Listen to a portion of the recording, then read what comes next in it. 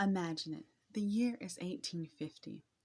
Under Polk's presidency, the United States grew by quite a lot, and that growth would inevitably lead to more states. And of course, new states means a new bit of questions on everyone's mind. And the number one question was, will these states be free states or slave states? Now, this question became more important after the Mexican American War. Many Southerners wanted the new land going west to be slave states, and of course, the North was opposed. Under the new administration, President Taylor was in favor of Utah and California coming into the Union as free states. And this was shocking to many Southerners because uh, Taylor was a slaveholder, and so they assumed that he would want to expand slavery. That just wasn't the case. And it became such a debated hot topic that it caused a senator from Mississippi to pull out a gun on the Congress floor. So Henry Clay came up with a bill to address the concerns in the last few days of January. And everyone from the president to pro slavery Democrats to anti slavery Whigs all gave the big thumbs down. Clearly, there was more tweaking needed to make this bill palatable. Eventually, what he created became the Compromise of 1850, and it kicked around Congress for nearly a year from start to finish before it was passed. In fact, it was so much of a drama that Vice President Fillmore told Taylor that if it came down to it and both sides couldn't agree and he had to cast the tie-breaking vote, he would vote in favor of the bill. So what's in this bill that had people threatening bodily injury? The Compromise of 1850 was 5 separate bills wrapped together in one package. The first bill is California gets to enter into the Union as a free state.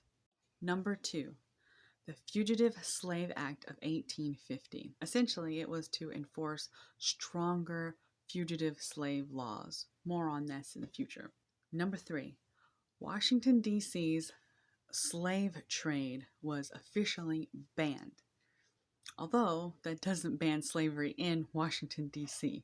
So people could still have their slaves, they just couldn't participate in a slave trade there any longer. Number 4, Texas and New Mexico now have defined borders. And Texas also loses any claim to any land that's not specifically Texas, aka New Mexico, because the United States was now taking on the debt that the Republic of Texas collected during its near decade as a republic. New Mexico also got approval for a territorial government, but no say whether or not they would be a free or slave state. Number 5, Utah would remain a territory for now, and again, no say as to whether or not they would be a free or slave territory. It took the death of a president to let cooler heads prevail. Stephen Douglas took the initiative to get the bill passed while Fillmore was dealing with this unexpected promotion. Part of the compromise did include popular sovereignty, which is essentially where they let people of the territory decide whether they want to be a slave or free territory. This whole issue of slaves in the territories will be coming back. And not everybody was a fan of the 1850 compromise. I mean, obviously, it was a lot of contention in the first place to even get it to the point of passing. So there were going to be a lot of people who weren't happy. In this case, a lot of people who were unhappy were Northerners. They were upset by the fact that slavery was continuing in D.C. They saw it as an embarrassment. They also believed that the fugitive slaves were not getting due process. So many of these northern states created their own liberty laws, making it even more difficult to return these fugitive slaves. States being able to compromise temporarily settled the debate on this new land and the slavery question.